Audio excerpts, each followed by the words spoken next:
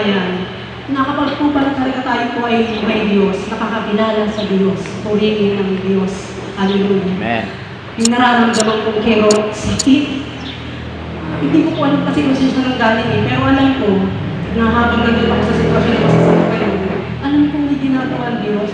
Nag-i-miss ko, na-excite ako dun sa gagawin niya kasi sabi ko eh, alam ko itong nararamdaman kong mga sakit na to, alam ko may gagawin siya, kaya dumidiretso ako sa pagpunta ko sa Diyos, hallelujah. Hindi ko inaalintahan yung mga sakit na yan, ano man yung nararamdaman ko. Kasi alam ko eh, may gagawin siya. At yung gagawin niya, doon ako na-amaze.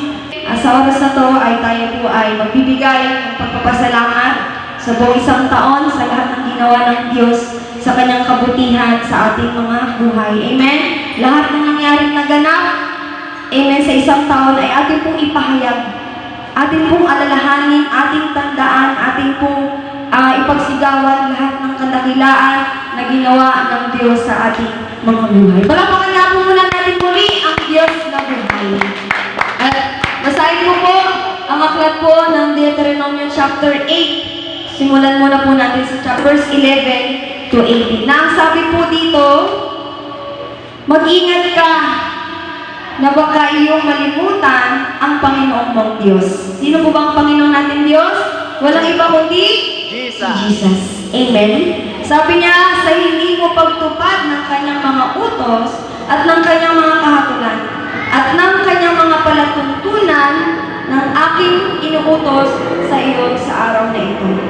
Baka pagka ikaw ay nakakain at nabusog at nakapagtayo ng mabubuting bahay at iyong natahanan at pagka iyong bakahan at ang iyong mga kawan ay dumami, may dumami po ba? At ang iyong mga pilak at ang iyong mga ginto ay dumami at ang lahat ng tinatangkilik mo ay dumami, ay magmataas ang iyong puso o ng Panginoon at iyong malimutan na ang Panginoong mong Diyos na naglabas sa iyo sa lupain ng Ehipto sa bahay ng pagkaalipin na siyang pumatnubay sa iyo sa malaki at kakilakilabot na ilang na tinatahanan ng mga makamandag na ahas at mga alakdan at uhaw na lupa na walang tubig na siyang naglabas sa iyo ng tubig mula sa batong pingkian na siyang nagpakain sa iyo ng mana sa ilang na hindi nakilala ng iyong mga magulang. Hello? Upang kanyang mapangumbaba. Ha?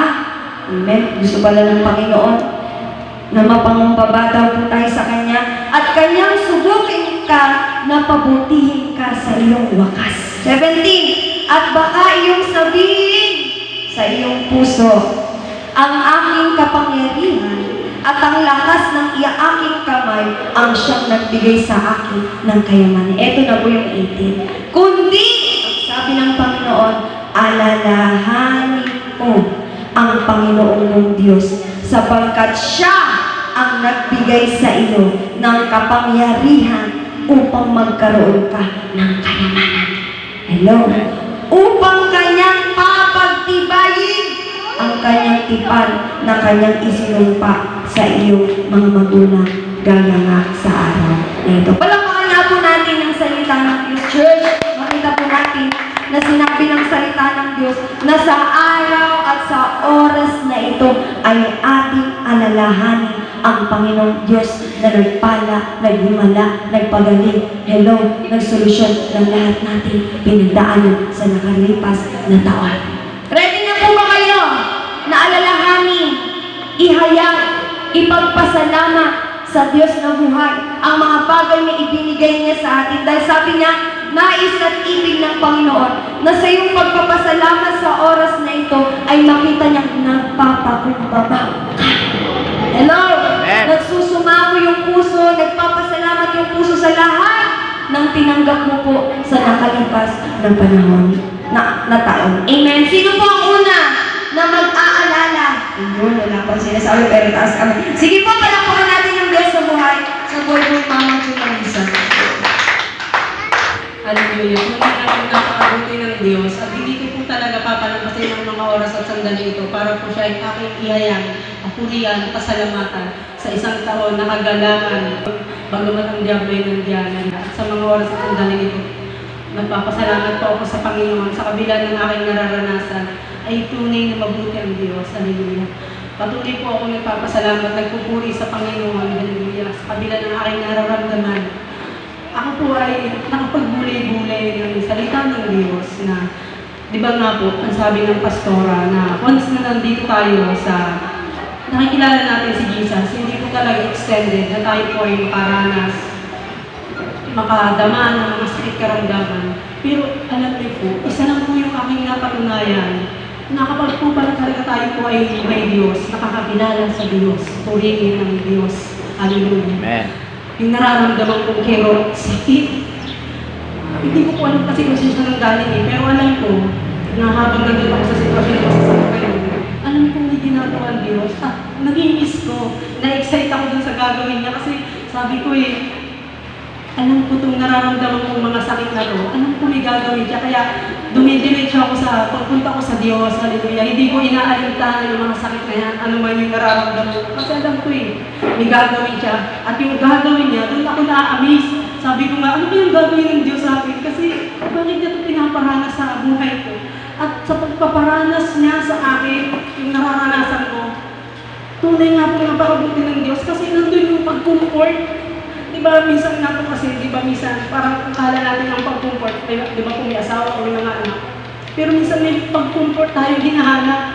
At yung po pala ay sa Diyos natin matatagpuan. Kasi, bagamat may masakit, may nararamdaman ang sakit. Pero yung comfort, sabi ko, ang galing ano, ang galing pala kapag nasa Diyos ka, at yung salita ng Diyos talaga, at nagbubulay-bulay ka po. Talagang kapag yung wala sa Diyos at may Diyos, magkaiba po pala talaga. Kasi, iba yung sakit, may sakit man, pero pinagtatagumpayan ka niya eh, hallelujah. Kaya sabi ko, napakabuti ng Diyos kasi pinaparanas siya sa amin. Tapos nag-iisip ako, sabi ko, di ba sabi ng pastora na hanapin natin yung mga heroes of faith na may sakit ganyan. Sabi ko, sino ko kaya yung may sakit ganyan? Nung ako po ay nagluluto, sabi ng Lord sa akin, si Bob, sabi ko, tapos napunta po ako doon sa may verse na 28. Sabi ko, galing ng Lord. Sabi ko, thank you Lord.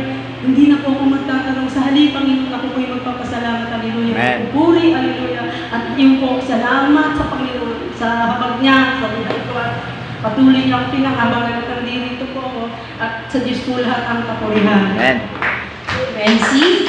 Diba? Dapat po sa Diyos talaga ang lahat ng papuri at lahat ng parangal po sa ating mga buhay nangyari nagagal. Sino pa po ang susunod yun sa buhay po ni Mama Lola? Palapakan po natin ang Diyos na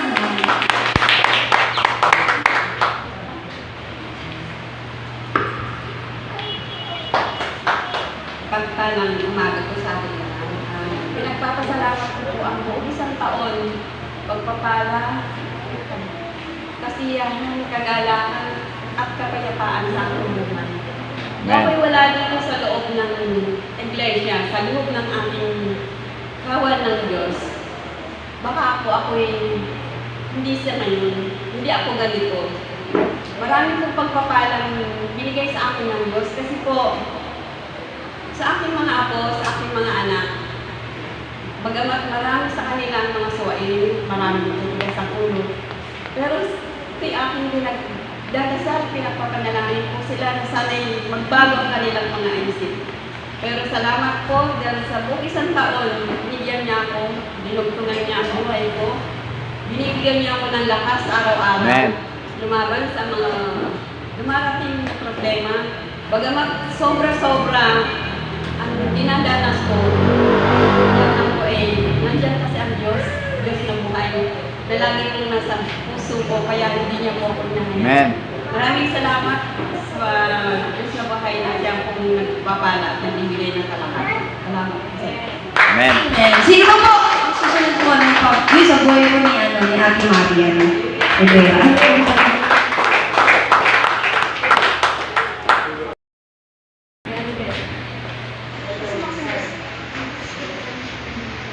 Nagpapasalamat lang po ako sa Diyos dahil nung Biyernes po ng gabi, kala ko po mamamatay na ako. Kasi po, inatake po ako ng asthma ko.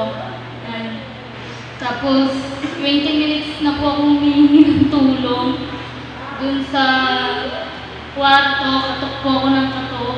Walang nakakinig sa akin. Hirap na po ako huminga, hindi na ako makapagsalita kasi yung kamay ko po tsaka paa nanigas na.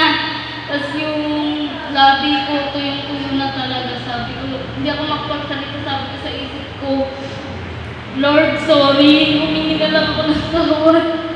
Kasi natatakot na ako. Sabi ko, wala talagang pumapasok sa kwarto ko. Akala ko yun yung huli ko. Tapos, nung pagkatapos ko mag-pray, sabi ko, Lord, sorry kung ito na. Sige po. Tapos, biglang pumasok si Ate Diana. Yun, nagmadali na sila, kumuha sila ng nebulizer. Yan, tapos, mga 1 hour bago ako naging okay. Kaya thank you ko lang kay Lord dahil binigyan niya pa ako ng second. Amen.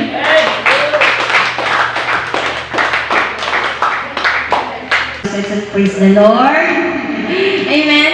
Today nga po, diba, ang Diyos talaga ang nagbibigay ng buhay. At di po hayaan ng Panginoon na yung mga nagsisimula po maglingkod, sumunod sa Kanya, ay pinapatay hanggang. Pero hindi siya papayag na hindi po tayo makapaglingkod sa Panginoon. Sino pa po?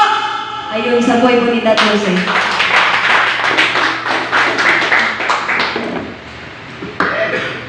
God is good, no? Salamat sa Diyos dahil mabait ang Diyos, mabuti sa bawat isa na kilala sa Diyos. Tunay na ang Diyos, binigyan tayo ng pagkakataon na mabuhay. Bakit tayo nabubuhay sa mundo ito? Dahil mahal tayo ng Diyos. So, salamat sa Panginoon. Nagpapasalamat ako sa panahon na nakaraan at dapat natin harapin sa panibagong buhay, panibagong lakas sa 2025.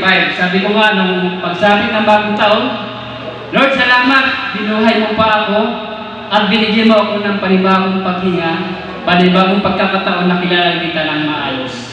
Salamat dahil, sabi nga ng Panginoon, ang pinakamahalagang utos ng Diyos sa atin ay pahalagan mo ang Diyos, ibigay mo ng buong puso sa Mark 12:13, di ba? Ibigay mo talaga ang Diyos kahit mahina ka, pero huwag kang magpapakahina dahil ang Diyos ay malakas. Sabi ng ating malakas. So huwag tayo magpapakahina, lagi tayo malakas. Sa panahon na ito ng 2025, bakit tayo nabubuhay? Dahil mahal tayo ng Diyos. Binigyan pa tayo ng pagkakataon na mabuhay, huminga, bigyan ng kalakasan, magsisi, talikuran ang kasalanan, lahat ng samang loob na nakitampo, at lahat ng kaguluhan sa buhay, alisin natin yan. Dapat lagi tayo magalang. So, salamat sa Panginoon, sa bagay ito. Amen. Sino pa po ang magpapasalamat sa Diyos sa buhay? Sa ginawa ng Diyos sa buong 2024. Amen. Sino pa po? Ayun ka boy, Daddy. Sige po.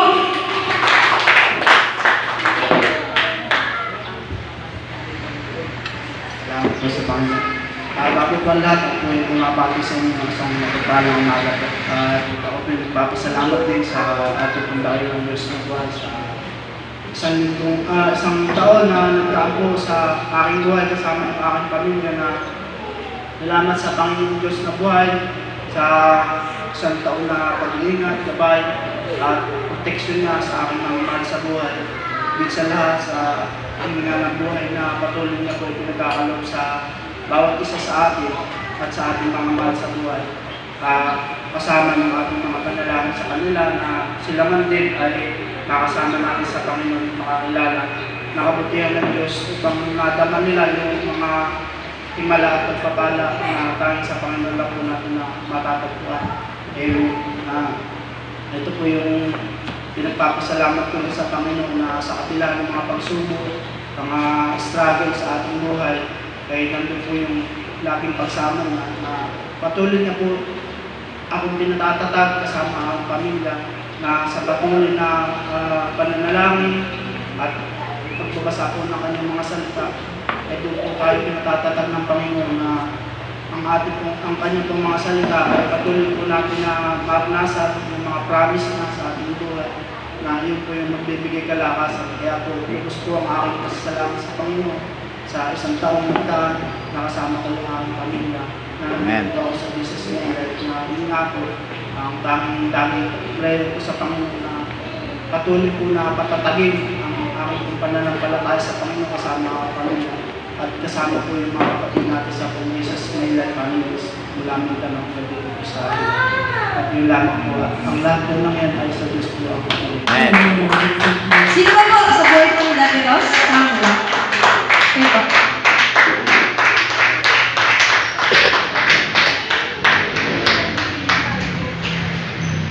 Magandang umaga po. Nais ko pasalamat sa ating Panginoon sa patuloy na gabay yung sa ating buhay. Lakas sa dami ng mga problema ay dahil sa kanya na pagtagumpayan ko. Amen. Pasensya po kayo nag-concert ako sa isa pa po na hindi ko sa kay Lord ay yung boses ko sana mabalik na. Dahil talaga kung wala ang boses ko.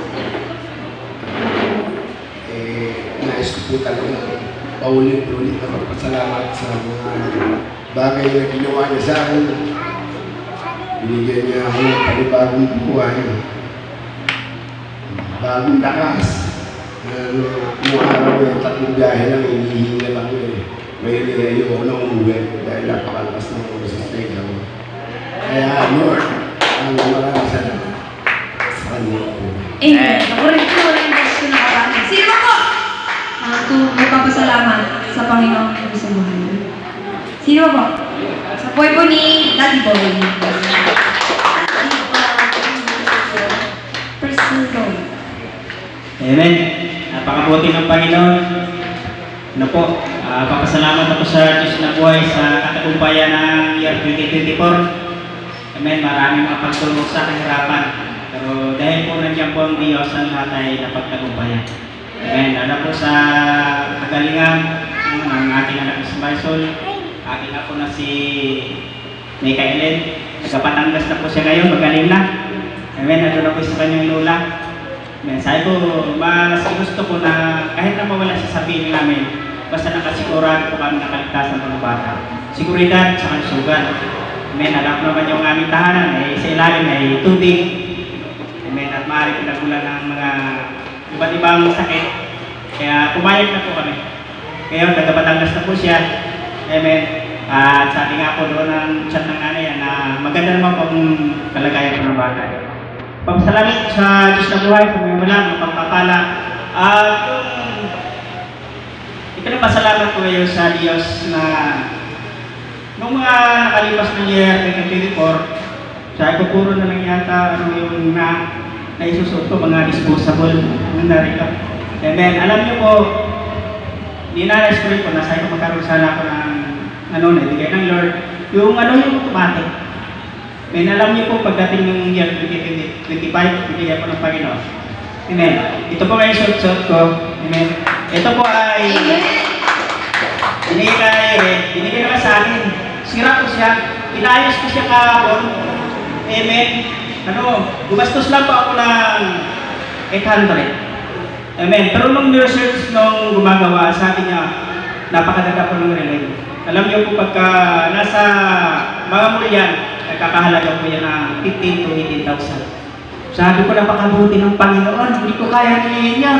Pero alam niyo po, binigay po ng Diyos. Sabi niya, nakakit ako sa iyo, Pastor, hanapin mo kaya rin kaligayahan. At ang pangarap mo, ay makakamit. Amen. Sa Diyos pang Panginoon.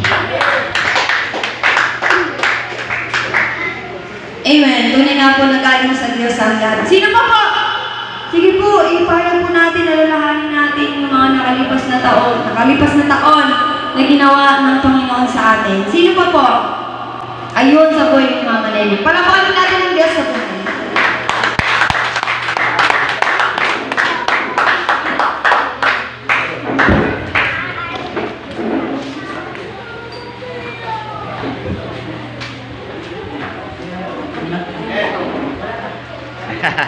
Nagpapasalamat po ako sa isang taong pag-iingat ng Diyos sa buhay namin, mga pamilya ko po. Saka po yung mga kagalingan, ayan po. Saka po, nagpapasalamat po ako sa isang taon na ginawa po. Yung hindi ko po dati na nararamdaman sa buhay namin na yung ginawa at saka yung pagpapala.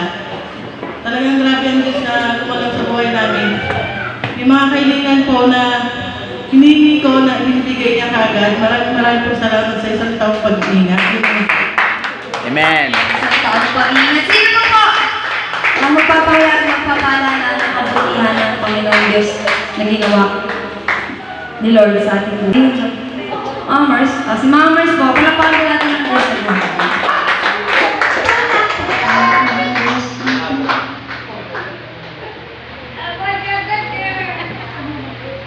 Purihin ang Panginoon. Pagpalang umaga sa Diyos at sa ating lahat. Pang-fasting, pang-church, pasensya na kayo kasi naganda naman ako ng maayos na suot. Hindi ko alam, pagdating dyan, hindi ko makita.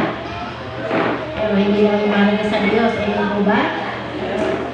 Okay, nagpapasalamat sa Panginoon. Salamat pa sa isang taon. Na nakatayo kahit pilit na binabagsak ko ng problema at pagsubok. Salamat sa Diyos. Ngayon pagpasok ko na ako na to, umaga pa lang, hindi ko pinagmamalagay sa buhay ko, pinagmamalagay ko ang Diyos sa buhay ko.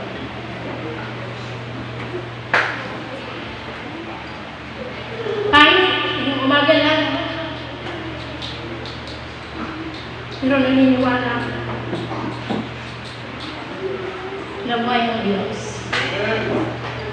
Ano man ang dumating na problema at pagsubok, wala kaya nakakaaway na pabagsakin tayo sa paniniwala. Kaya naniniwala ako na ano ang nangyayari sa labas, sa paligid ko sa aking pamilya. Nakikita ko yun ng Diyos. Hindi mahirap, ay hindi madali na maging Kristiyano. Minsan sinasabi ko sa aking pamilya, ano kaya kung makita niyo ko isang tao, nagbalik ako sa dating ako. Makita niyo kaya na may karang-karang ang Diyos sa buhay ko sa nakikita niyo.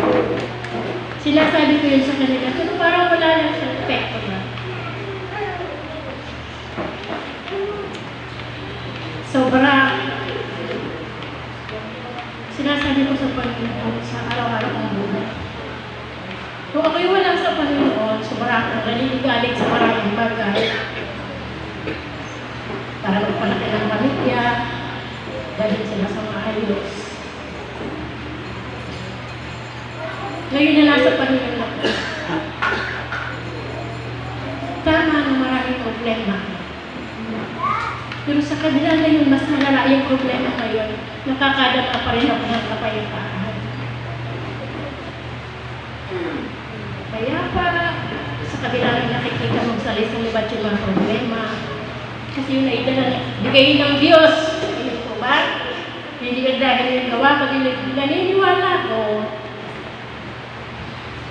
sa buhay ko na pinapaintulong ng Diyos ang lahat ng yan para subukin lang ako. Ang lahat ng mga bagay nagtatapos ng lipas.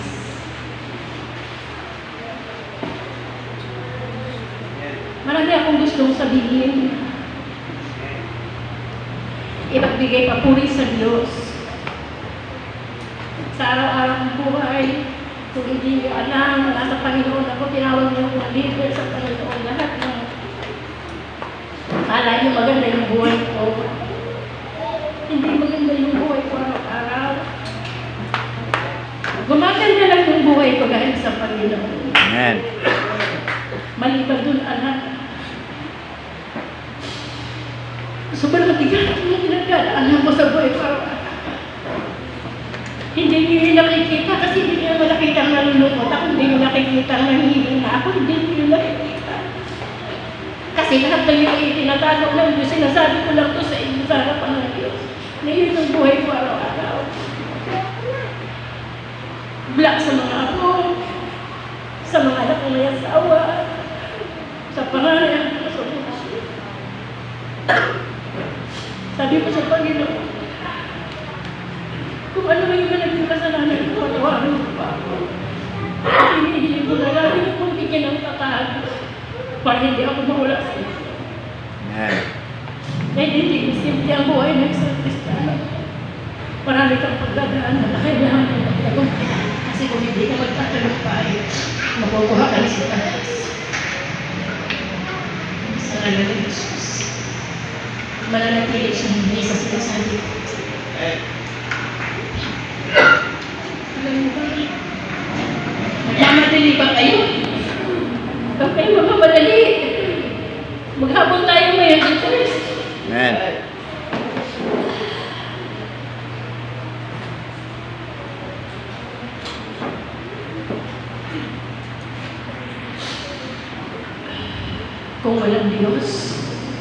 Kung walang Diyos na sumasama sa atin, matagal na tayo hindi magkasama. Pero salamat tayo may Diyos. Amen. Palagi may pinapaalala sa akin.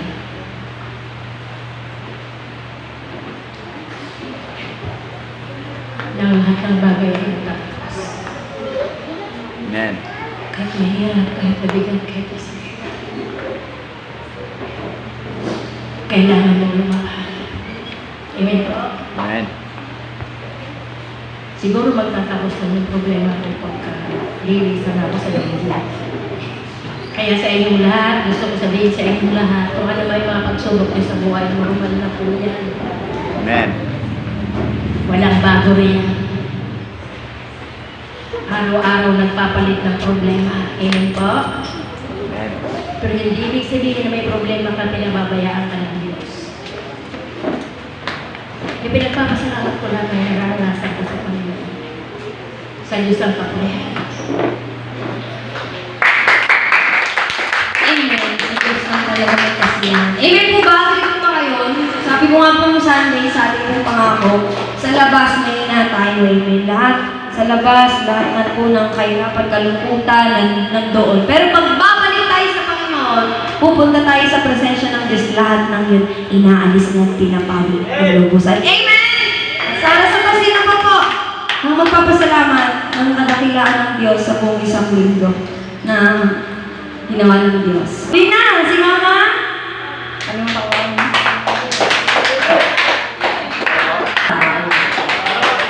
Ayun.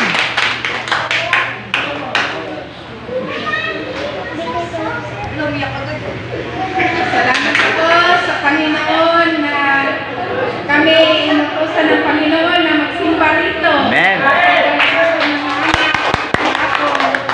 Thank you, Lord, na binigyan mo kami ng paalala sa Panginoon.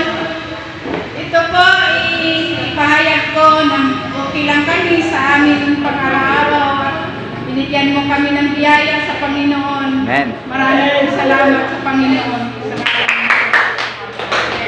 Kung sa ibang po, papuyan, ay mga taga-balagtas dyan. Tapos kamay, hindi mahiya, si Lord yan, pagpasalamatan niyo si Lord sa kabutihan niya sa inyong mga buhay. Amen. Sige, isang tao. Hello, good morning. Good morning din. Nagpapasalamat ako sa Diyos dahil makabuti nga kasi. Amen. Sobrang buti ng Diyos. Amen. Buhay pa ako. Salamat sa Diyos.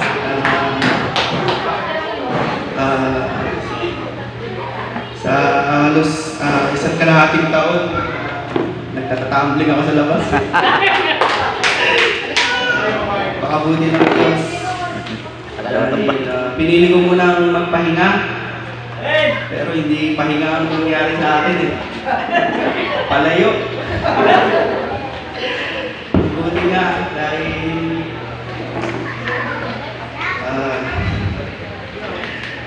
daming pagkakamali. Pero salamat sa Diyos dahil yung gulo sa labas sobrang magulo. Pero banding kami ng mga masasama. Pahit. Pero mabuti ang Diyos sa aming buhay, sa aming pamilya. Namiss kong tumugtog. Namiss kong tumayo sa harapan. Amen.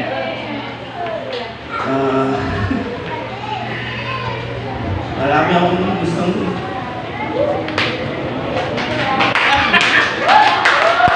Marami akong gustong nabuhay siya.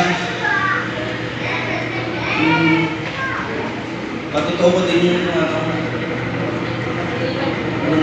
last time pinaranas sa akin ng Panginoon. Maraming kamatayan na nagantay sa akin ng nangyari dahil sa pagmumotor. Kasi hindi na ako nananalangin. Hindi na rin ako nagbabasa ng Biblia. Parang sabi ko, kaya ko naman. Pero hindi pala. Nung last year, February ata yun, nanaginip ako ng impyerno. Napunta ako sa impyerno. Pero hindi ko maalala kung may sakit. Hindi ko maalala kung mahapdi. Ang mga naalala ko lang madilim, magula.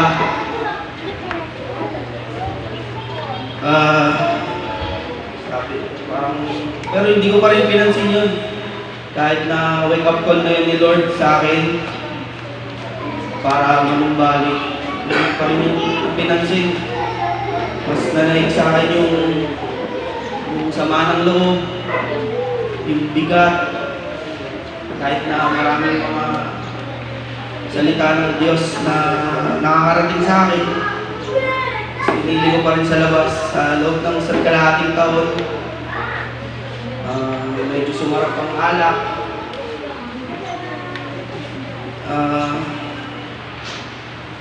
Yun, nagbalik sa bisyo. Nakapasok pa ako ng beer house. Sobrang pait yung 2024 ko at 2023 sa kalahating taon.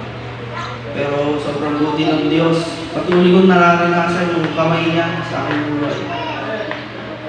Sabi ko, sige sa 2025, pipilitin kong makabalik sa Amen. Maraming Diyos, yung pinagpapasalamat ang kaunawaan, kanino na patuloy na binibigay sa akin. Yun lang. Sobrang salamat sa Diyos dahil binubuhay niya ako. Hindi na ako nayaan na talagang malulod sa kasamaan. Dahil wala, hindi naman talaga mahirap eh. Talagang choice lang ng tao na sa Diyos. Pero yun nga ang natutunan ko na pwede kang sumaya na hindi mo pinapalungkot ang puso ng Diyos. Kaya salamat sa Panginoon. Abangan niyo po ako sa February.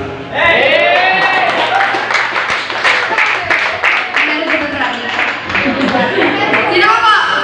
Balabang namin ang buhay ng ating sister. Pagpasalamat ako sa Panginoon sa pag-iingat niya sa amin sa araw-araw. Simula noong 2024, lalo na po pag namamalay ko ng madaling araw, iniingatan niya ako, hindi niya ako hinahayaan magpahamang o lalo na. Tsaka nagpapasalamat ako sa Panginoon kasi binibigyan niya ako ng blessing kahit hindi ako nagsisimba lagi. Pero nandiyan pa rin at ginagabayan niya ako. Amen. Yung mga nagtitiwala magpaayos ng cellphone kahit hindi na sobra talaga na sa paggawa ng cellphone, pero nandiyan pa rin siya. Magamit siya ng ibang tao para ipagawa yung mga cellphone ng ibang tao. At nagpapasalamat ako sa Panginoon kasi marami man dumadaan na pagsubok, pero nandiyan pa rin siya. Pinapatatag niya ako. Kaya,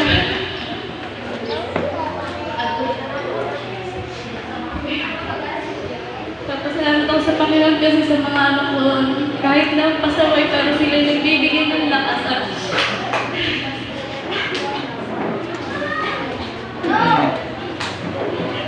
Amen.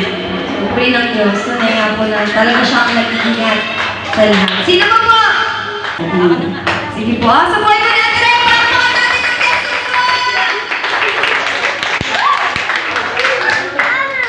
Jesus! Ano, nung pagod taon kasi, ang dami ko nakain. Kasi nakitan lang ako ng tiyan. Siguro mga isang araw kong ininda, isang buong araw. Hindi ako binom ng gamot, pero ewan ko bakit ako nagpipray na yun. Hindi ko talaga ugali, lagi ako nagpipray. mag-pray, pero simula nandito ako sa Jesus, lagi ako nag-pray. Hindi ako nag-try uminom ng gamot, pero okay naman po. Biglang gumaling yung tiyak ko. Tapos yung 3 Maria ko, nagkasakit din, ubod-sipon. Hindi rin ako nagpainom ng gamot sa kanila. Puro mainit na tubig lang din. Gumaling naman. Tsaka yung asawa ko, lagi may ayuda ng bigas. At kailangan po talaga namin sa bayan. Kailangan, kanya-kanya kami ng isain ng bigas sa bahay. See? Yung mga hindi nagpupray, natutong mag-pray last year. Sino ba po? Grabe mo, malalami pa yan. Sino pa? Sino ba? Ikaw papasalamat. Sino ba papasalamat sa Diyos sa buhay mo? Kayo mahiya. Ako nga, inahiya. Sino ba? Yun sa buhay ni Mami Tsatsa. Doro. Mami Ta.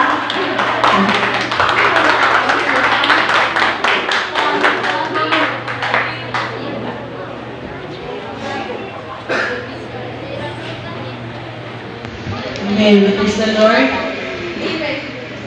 Magandang umaga sa ating lahat. Kahit po sa Panginoon. Pinagpasalamat ko po sa Panginoon ang nangyari sa aking buhay dahil minsan lang ako tumagal sa harapan eh. Last kong pasalamat. Siguro 1 year na dito sa harapan. Pero hindi po papayag ng Diyos na hindi po ako magpagpasalamat sa araw na ito. Pinagpasalamat ko po sa Panginoon sa buong taon ng 2024. Marami pong pagsubok sa buhay. Pero pili-pili pong kahit paano hindi mawala sa Panginoon. Amen. At pinagpasalamat ko rin sa ating Diyos sa buhay na bagamat mahirap o walang imposible po sa Diyos na hindi po papayag ang ating Panginoon na ang ating buong pamilya hindi po natin magdala sa Panginoon. Amen? Amen. Amen. Thank you din sa Panginoon dahil binigyan po kami ng malusog na pangatawan. At thank you sa lahat, sa aking apo. At punuin po ang Panginoon dahil aking pong banner husband nandito na po. Amen? Tuloy-tuloy na po yan. Wala na po mahal lang dyan. Tuloy-tuloy na po yan. Amen. Praise the Lord.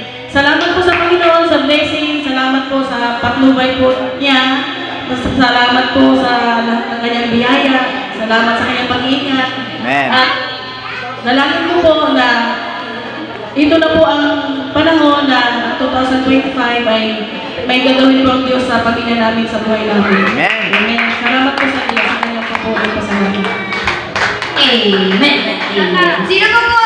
Taas sa kamay. Nagpapasalamat ang kabutihan ng Panginoon sa kanyang buhay. Sino?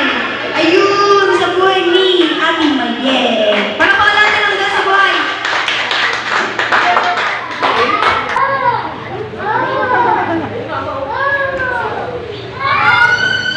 Nagpapasalamat po kay Lord na hindi niya po ako pinabayaan ngayong year na to na hindi niya ako pinabayaan na magkawatak-watak magpamilya. Muli niyang binalik ko yung asawa ko dito na nagpapasalamat ko ulit kay Lord kasi hindi siya pumayag na magpagsalita na sa mga bagay-bagay. Ito lang po. Tigil daw ko. Ang tigil. Sino ba po? Pagpasalamat sa buhay. Sino ba? Lana? Lana po? Next year na yan ha. Tabi nyo lahat yan ang 2024 tsaka 2025 ba ay pagpasalamat nyo sa Diyos ha? Huwag ba ang Wala na po! Lana, okay na. Kaya na tayo dyan. Kasi Lemmy. Dito. Ako. Sige. Ako na lang po. Magpapasalamat sa Diyos. Amen. Wala na. Ay, pataas pa ba? So, purihin ng Panginoon sa buong isang taon ng kabutihan niya sa aking buhay at maraming bagay na pinagdaanan, maraming bagay na tinapos ang Panginoon, no? Grabe. Pero ganun pa man, tuloy po ang buhay. Hanggat binibigyan tayo ng hininga ng Panginoon, tutuloy talaga tayo sa buhay na ito. Amen? Pag wala na, hindi na tayo ginising ng Diyos, tapos na ang lahat ng bagay. At sa oras na ito, nadama na tayo sa susunod na tatayo sa kwento ni Elizabeth, ang pangako.